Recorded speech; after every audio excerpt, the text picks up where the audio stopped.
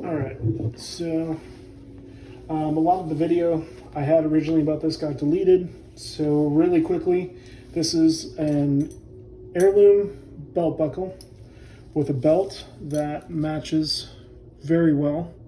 I bought the blank, and the blank came with the carving already on it. I forgot to do antiquing when I originally made this, so this is technically a refurbishment with a better skill set. I have redone the edges. The edges are now smooth, the way they were intended to be from the beginning, but I redid them with Tokonol instead of beeswax. I Tokonoled the back, so the back is now smooth and it's not going to leak everywhere. I was getting some stain on my clothes and I didn't like that. It's going to keep that in now. And what I also did is I ran Tokonol over the face. Might be unconventional, probably is. I'm not saying I know how to do things perfectly. I'm definitely becoming better every day.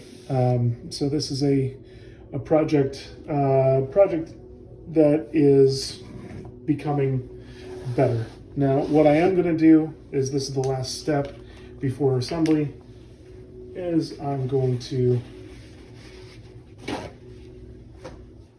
really get a good shine on it. I'm adding one layer of Vaseline to the top, just to see if we can really get this thing to pop. And as you can tell, it was much darker, but it is now a ember mahogany. Very much brought out the reds, and the darks have been subdued a little bit. So we're going to start on this end down here and really just try to get in the cracks and crevices and shine this thing up a bit. This is my daily driver when it comes to belts. This is the one that I go to. Everything else I've used has split, torn, and it's just cheap. And I wanted something that was gonna last, that was gonna be impactful to me. And with that buckle, that really does leave a lasting impression, because that's my dad's buckle. He had that for a number of years. My guess is that it was close to 30, somewhere in the 30 to 40 neighborhood. And he gave me that belt a couple years ago, and I never knew what to do with it until I was like, you know what? I'm actually going to make myself a belt, a decent belt. And that was my birthday gift to myself this year. More Vaseline on here, and you're going to start to see that shine as we continue.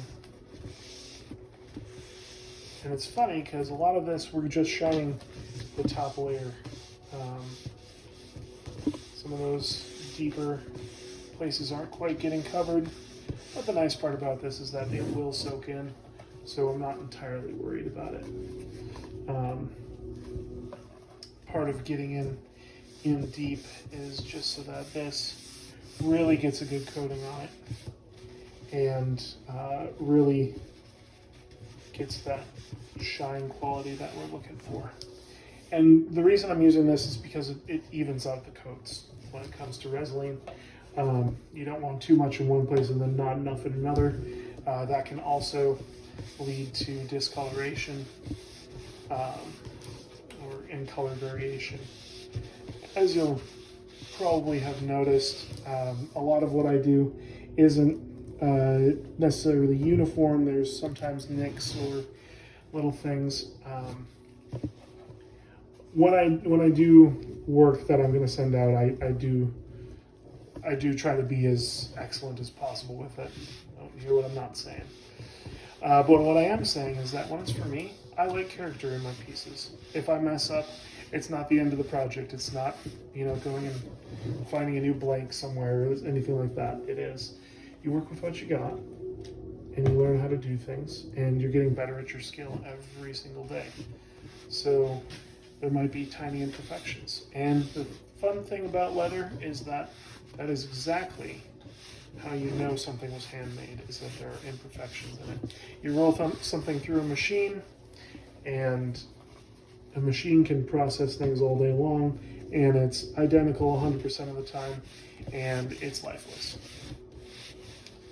Want to turn leather lifeless real quick, you run it through a machine. That's not what we're doing here. I am the machine, as Bert Kreischer would say. But that's the fun part about this, is we get to just sit and relax. And if you're joining me here today, you get to see a belt being formed and a little piece of history living a little longer. This belt is not for sale. This is a for me belt. I will make belts upon request, but it, again, has to be on request, and tell me the size and different things like that, just so I can get that to you. We are almost at the end of our Resolene here. Now I bought another bottle of Resolene, so I'll be able to continue on with doing more of this, more leather working, and other projects and stuff. This is starting to come out really nice though, and we're almost to the end of our belt here.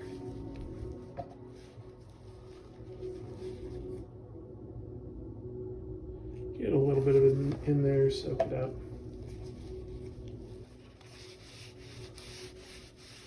Because we really want to get deep in those places, especially in this area, because it softens the leather as well. And what that does for this particular area is that this is where all the function of the belt goes in. Is that, yes, the whole thing is load and structure, but this down here, this is our area that needs to be a little bit more pliable.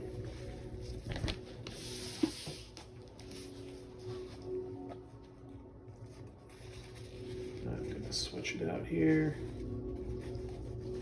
flip over our bottle, give it a little bit more of a dry spot, and then move that over this area.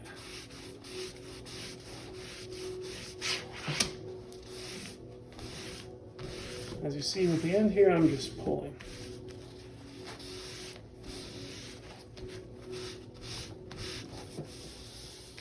And some of this needs a little bit more back here. What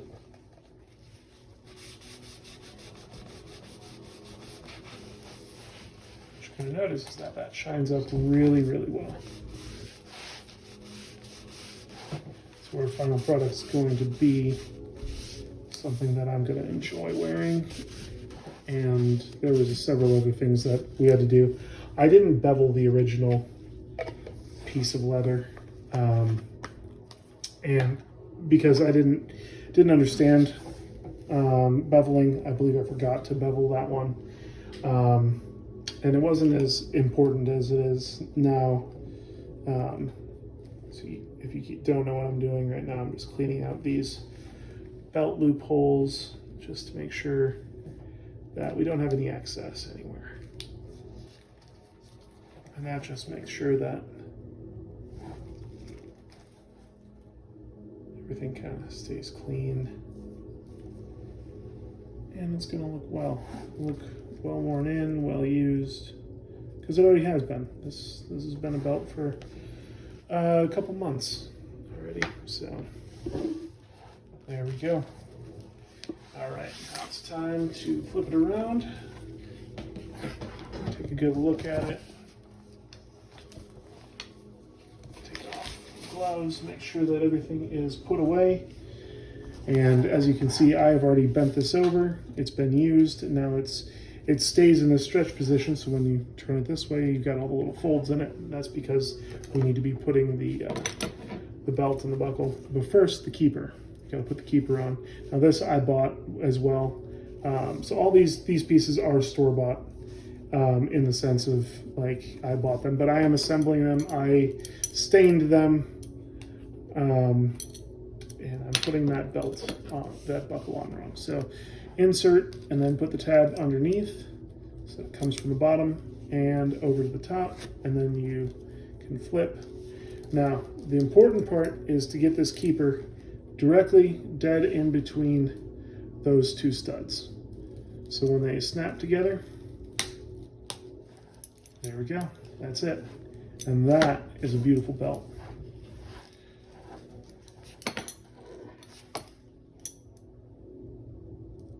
And that is going to be my new daily driver, as it were. Both sides are looking great. Again, some of those little tiny spots, I don't know if you can even see them on the camera, are from the beeswax that I used originally. I will not be using that again, at least not for anything modern. It's not needed. It's archaic, and while it works, it doesn't work as well as other things do. So there it is. There's the end result of our buckle and our belt. And this is a 48-inch belt. So thank you. You have a great day.